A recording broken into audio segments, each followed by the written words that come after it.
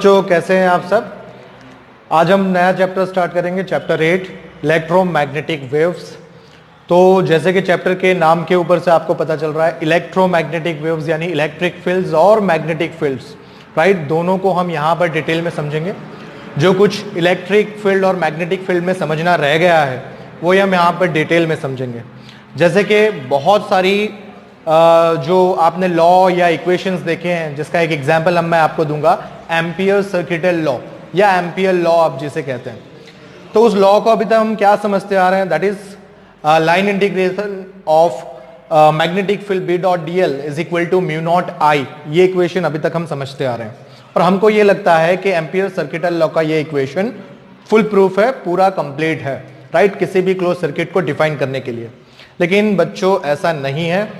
ये चीज हमें यहाँ पर चैप्टर 8 पर आकर पता चल रही है। जो मैक्सवेल हैं वो हमें यहाँ पर समझाएंगे कि किस तरह से ampere circuital law inconsistent consider करने में आया, यानी कि उसे अधूरा कहने में आया, और बाद में मैक्सवेल ने ही उस इक्वेशन को कंप्लीट किया, राइट। तो ऐसी बहुत सारी इंटरेस्टिंग बातें हम इस चैप्टर में देखेंगे।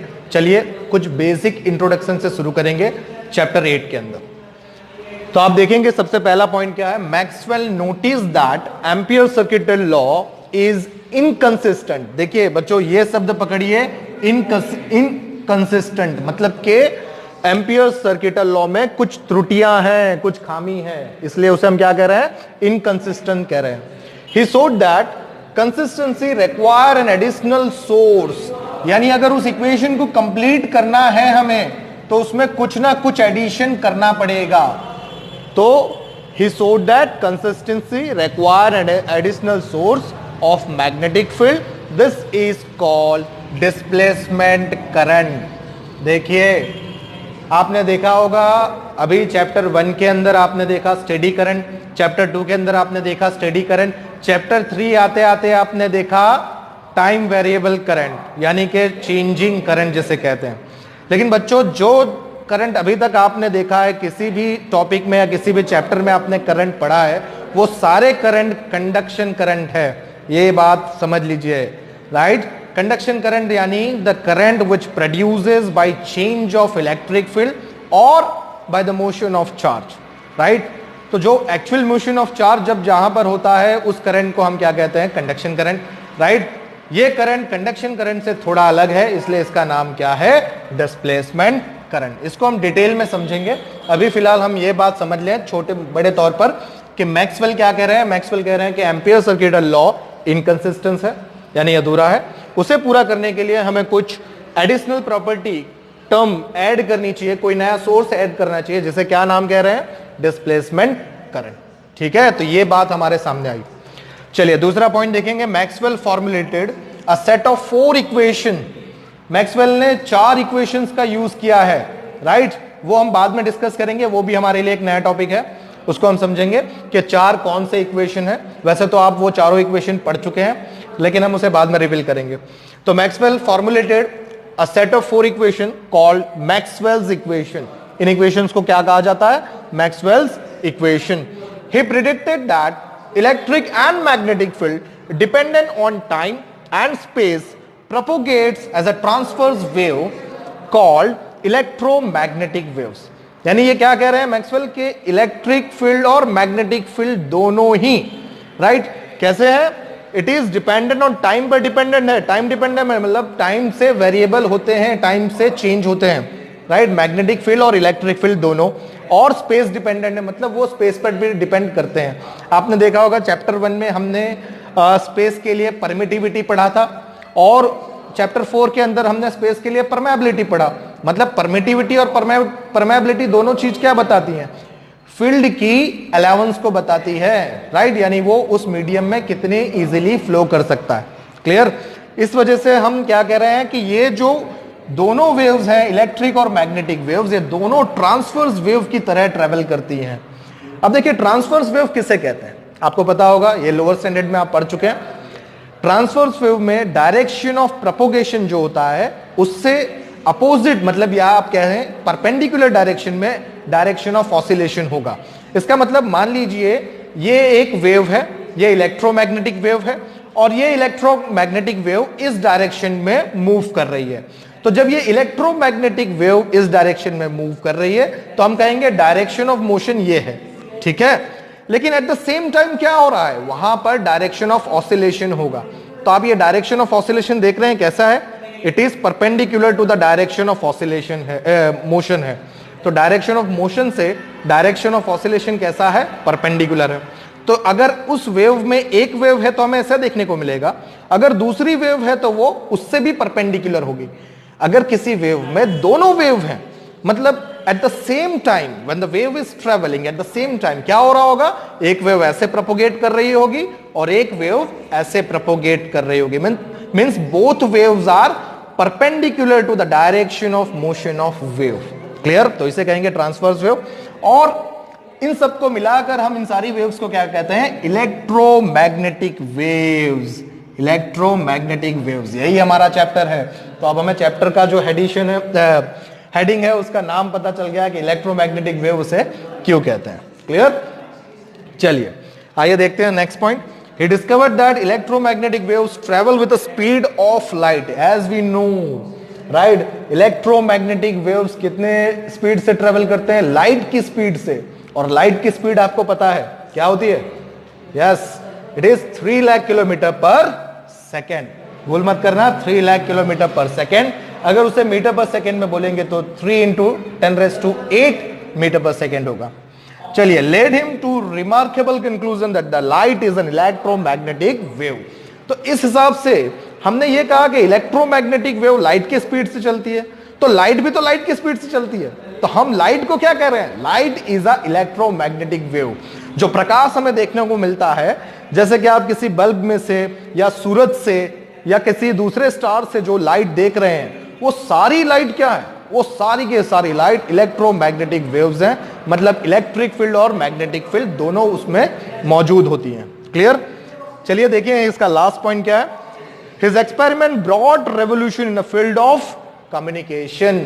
यानी मैक्सवेल के बहुत सारे एक्सपेरिमेंट्स ने क्या किया, आज जो हम कम्युनिकेशन देख रहे हैं which is fully based on the electromagnetic waves, हमारा इंटरनेट हो, मोबाइल हो या कोई भी दूसरा इलेक्ट्रॉनिक गैजेट देख रहे हैं, वो सारा का सारा इस मतलब इन साइंटिस्ट जो मैक्सवेल हैं उनकी बदौलत आज हमें यूज करने को मिले। चलिए अब हम देखेंगे मैक्सवेल डिस्प्लेसमेंट करंट। तो देखिए मैक्सवेल डिस्प्लेसमेंट करंट क्या है। Inconsistency of Ampere circuital law जो मैक्सवेल को दिखी थी वो क्या है, according to Ampere circuital law. Ampere circuital law क्या है, the line integral of the magnetic field B along any closed loop S is proportional to the current I passing through the closed loop, right? यानी आप कोई भी closed loop ले लें, ठीक है, कोई भी closed loop ले लें और उस closed loop में से करंट फ्लो हो रहा हो I, क्लियर? तो हमें एक बात पता है, by the motion of current what happen, electric field will be induces around the wire।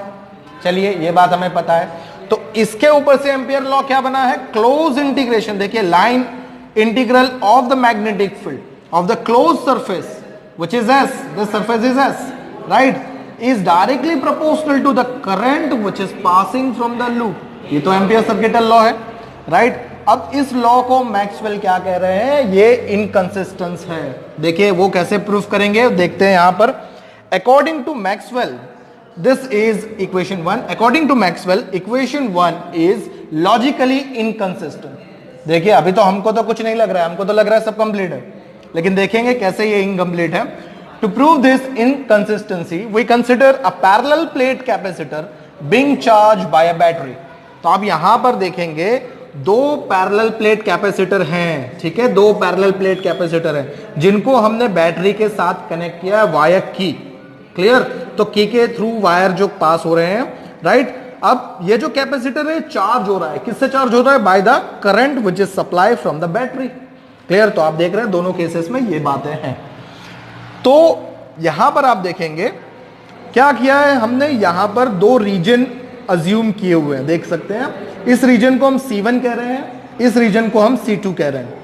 ये है ये जो हमें ब्लैक सर्कल में दिखाई दे रहे हैं, ये क्या है, कैपेसिटर प्लेट्स है। मतलब एक्चुअल में कैपेसिटर प्लेट्स ये दो हैं, यहां पर भी एक्चुअल में कैपेसिटर प्लेट्स ये दो हैं, तो कंफ्यूज नहीं होना है हमें, क्लियर। अच्छा ये हमने क्या बनाए हैं, तो ये रीजन बना रखे हैं जहां पर हम देखेंगे लाइन इंटीग्रल एम्पियर अप्लाई करके देखेंगे एम्पियर सर्किटल लॉ कि उनके इक्वेशन क्या बनने चाहिए, क्लियर, क्या बनने चाहिए, वो इक्वेशन हम यहां पर देखेंगे, क्लियर। चलिए इसको रब कर लेते हैं, जगह बना लेते हैं।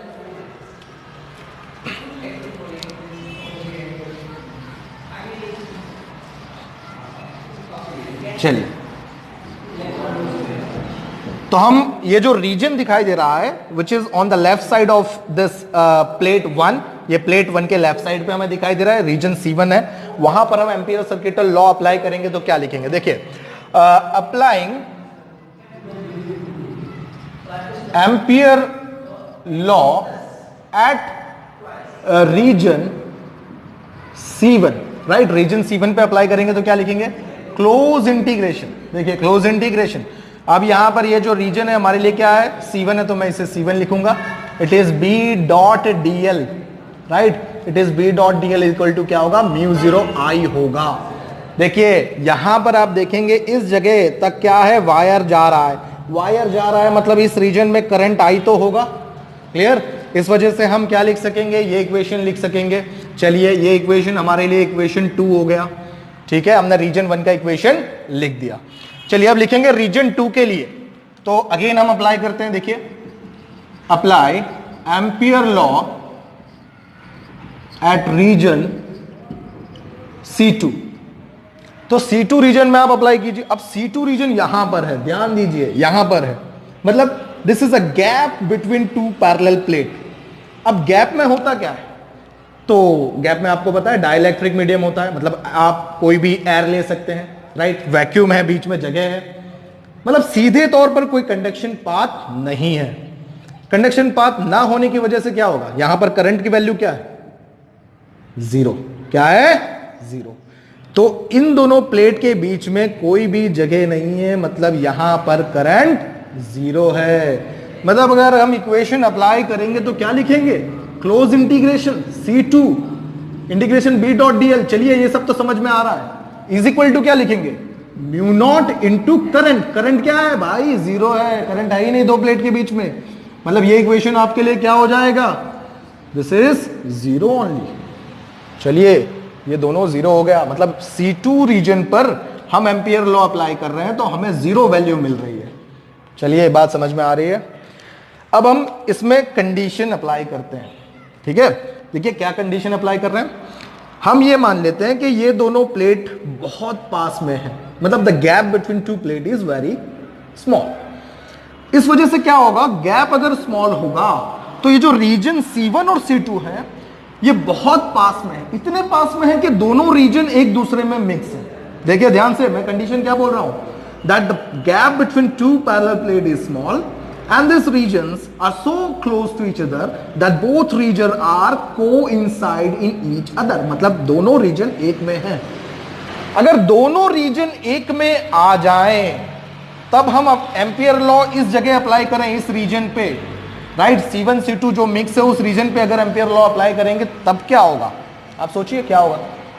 देखिए एक बात हमें क्लियरली यहां पर पता चल जानी चाहिए, वो ये that applying ampere law for figure 2, ये देखिए फिगर 1 है हमारे लिए और ये फिगर 2, ठीक है। तो इस फिगर 2 में आप अप्लाई किए एम्पियर लॉ, तो क्या होगा, देखिए दोनों फील्ड के line integration of magnetic field दोनों में सेम आएंगे।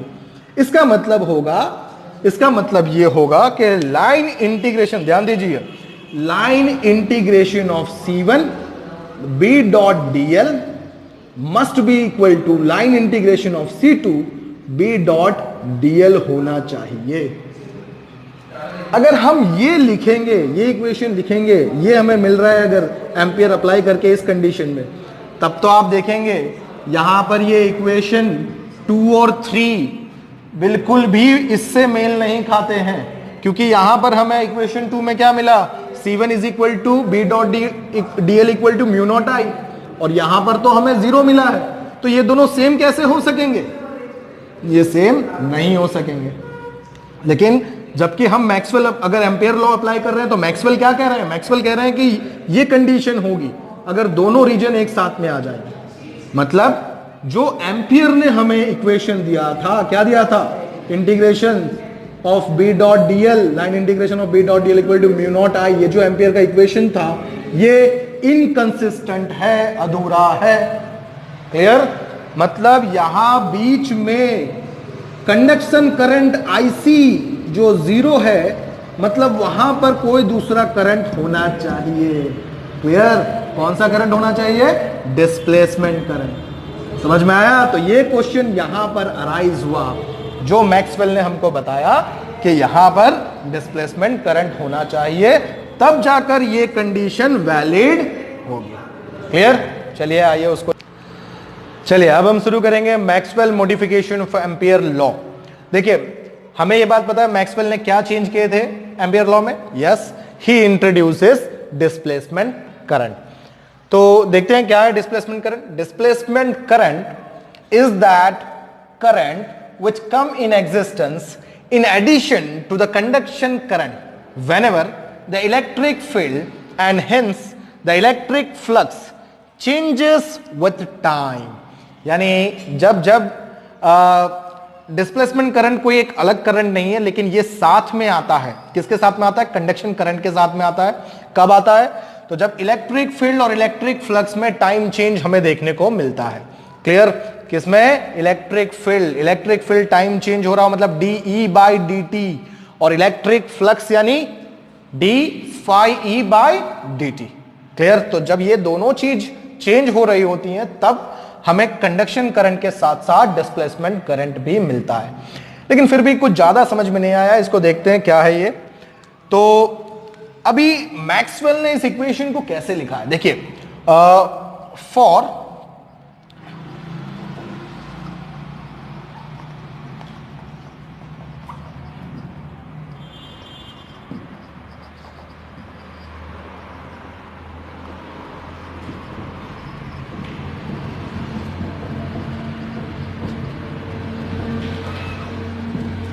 देखिए क्या लिखा है? For dimensional consistency of an equation of displacement current, for equation of displacement current he give an equation that is id is equal to, this is equation, that equation is id is equal to permittivity into d phi, electric flux d phi by dt। ये है हमारे लिए displacement current. देखिए ये है displacement current. अब ये equation ऐसे क्यों लिखा हुआ है? आप कहेंगे ऐसे क्यों लिखा हमने? तो देखिए असल में एम्पियर सर्किटल लॉ क्या है? Close integration, line integration of B dot D L is equal to, it is mu not I हम लिखते हैं। तो अगर हम किसी क्वांटिटी को यहां पर ऐड करना चाहते हैं, यहां पर ऐड करना चाहते हैं, तो वो क्वांटिटी भी इस क्वांटिटी से मैच होनी चाहिए ना। क्लियर? तो इसको डायमेंशनली वैलिड करने के लिए हमने क्या किया है, मतलब मैक्सवेल ने क्या किया है, आईडी इक्वेशन के साथ permittivity epsilon not D phi by D T लिख रखा है। तो ये हुआ हमारे लिए क्या? डिस्प्लेसमेंट करंट का equation, where phi E is electric flux which is equal to E dot A, जो हम लिखते हैं। क्लियर? डॉट है मतलब अगर हम, ये स्केलर फॉर्म है हमारे लिए यहाँ पे, राइट? तो ई ए हमारे लिए होता है इलेक्ट्रिक फ्लक्स। क्लियर? चलिए ये बात हमें यहां पर पता चल गई। अब आप देखेंगे इस इक्वेशन को हम, जो हमारे लिए एम्पियर सर्किटल लॉ था, जो इक्वेशन 1 था, उसमें ऐड करेंगे तो हमारे लिए टोटल करंट क्या बनेगा? देखिए उससे पहले टोटल करंट क्या बनेगा? देखिए total current in the circuit, कौन सी सर्किट भाई? पैरेलल प्लेट वाली सर्किट। याद है ना इक्वेशन, वो सर्किट हमने यहां पे बनाई थी, पैरेलल प्लेट वाली सर्किट। तो उस पैरेलल प्लेट वाली सर्किट में दो टाइप के करंट हमें देखने को मिल रहे हैं। इस वजह से हम क्या लिख रहे हैं? Total current. तो total current I is equal to क्या होगा? It is IC plus ID। क्या हो रहा है? IC plus ID। IC क्या है? This is conduction current, this is displacement current. बिल्कुल कंफ्यूज नहीं होना, ये कंडक्शन करंट है, ये डिस्प्लेसमेंट करंट है। क्लियर?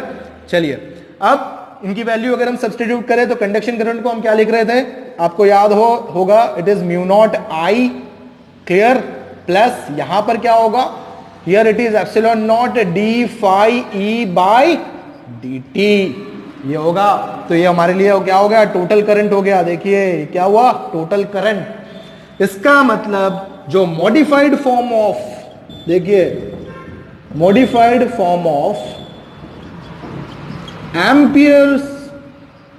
एम्पियर्स लॉ इज क्या होगा, close integration of B dot D L is equal to, here it will be mu not I plus क्या होगा, epsilon not D phi by D T. ये equation हमें देखने को मिलेगा, क्लियर। तो ये होगा हमारे लिए क्या, modified form of ampere law, जो कि मैक्सवेल ने दिया, क्लियर। चलिए ये बात हमने यहां पर समझ ली है, और ये हमारे लिए टोटल करंट है, बिल्कुल भी भूलना नहीं है, टोटल करंट है हमारे लिए, क्लियर। चलिए अब एक बात देखिए, यहां पर अगर हम कंडीशन की बात करें, कंडीशन रखें, इस इक्वेशन को बॉक्स बना लेते हैं, ये मॉडिफाइड फॉर्म है हमारे लिए, बहुत ही इंपॉर्टेंट, जो मैक्सवेल ने ऐड किया हुआ है एम्पियर लॉ के अंदर, राइट। तो इसको अभी हम समझेंगे कंडीशन के साथ में। देखिए यहां पे जगह बना लेते हैं,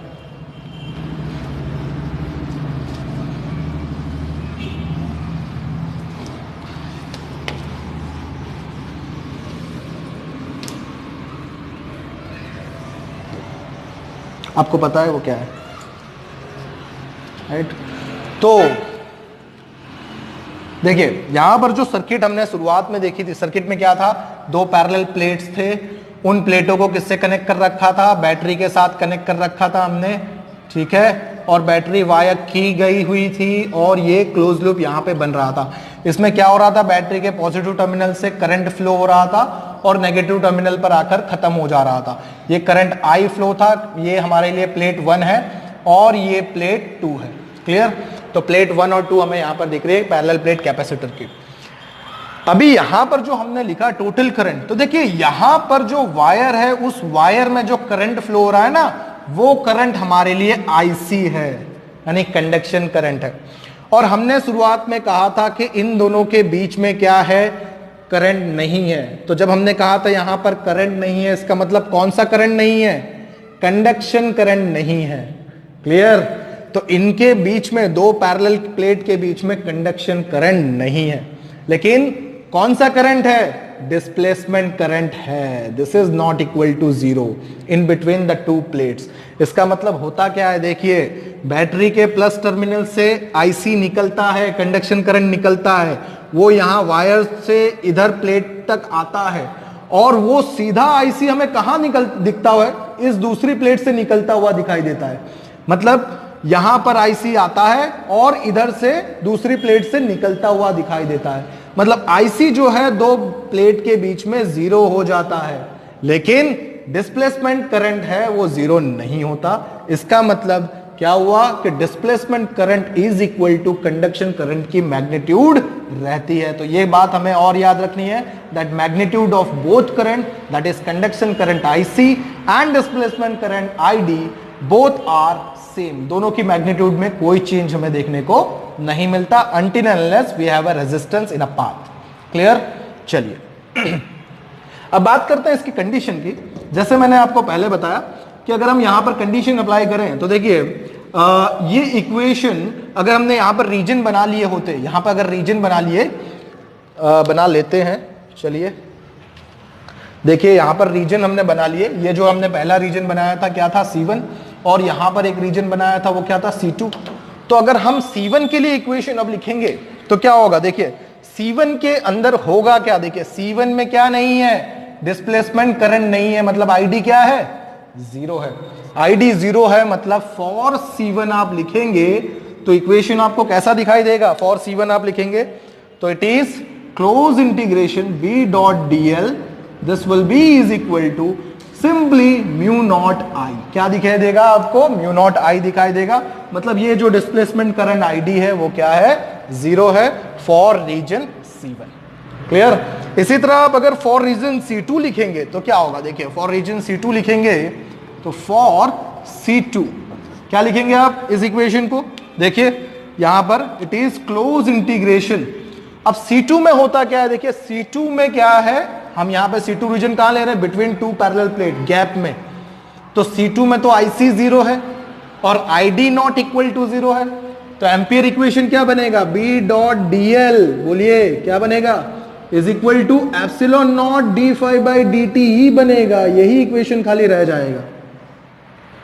क्लियर? देखिए, और अब इस इक्वेशन को हम अपनी तरह से मॉडिफाइड कर सकते हैं। देखिए हमें पता है ये फाई क्या है? Electric flux. तो इस इक्वेशन को क्या लिखेंगे? Epsilon not d/dt, phi is what? E into A। Clear? तो इस तरह से भी हम इस इक्वेशन को लिख सकते हैं। या तो हमें एक और बात पता है, that is Gauss law for electric flux, that is phi is equal to Q by epsilon not भी होता है। तो electric flux phi is equal to क्या होता है? Q बाय एप्सिलॉन नॉट भी होता है। तो अगर उस इक्वेशन को यहां पर रख दें फाई की जगह, तो हमें क्या देखने को मिलेगा? बोलिए, this equation looks like epsilon not, yes बोलिए क्या होगा? d/dq बाय, और सिंपली एप्सिलॉन नॉट, और dt ऐसे नहीं लिखते हैं, इसको ऐसे लिखेंगे, एप्सिलॉन नॉट बाहर निकाल लेंगे, यहां पे क्या बचेगा? dq/dt बचेगा। क्लियर? अब क्या होगा? यहां पर एप्सिलॉन नॉट कैंसिल्ड हो गया। देखिए, हाँ एक और बात आपसे करनी रह गई। देखिए ये जो करंट है यहां से यहां तक का, ये टोटल करंट है, ये परमिटिविटी बाहर की टर्म है। मतलब यहां पर इक्वेशन में क्या आएगा? परमिटिविटी म्यू आएगा, राइट? म्यू नॉट आएगा। यहां पर भी क्या आएगा? म्यू नॉट आएगा, और यहां पर भी क्या आएगा? म्यू नॉट आएगा। तो ये इक्वेशन आपको कैसा दिखाई दे रहा है? It is mu naught dq/dt। अब देखिए म्यू नॉट dq/dt वापस क्या हो गया? देखिए mu naught dq/dt, it is the rate of change of charge. मतलब क्या लिखेंगे? It is mu naught into I. यानी कहने का मतलब एम्पियर लॉ करेक्ट तो है, लेकिन उसके अंदर लॉजिकली मिस्टेक थी। वो मिस्टेक क्या थी? Missing term displacement current. Clear? चलिए, थैंक यू।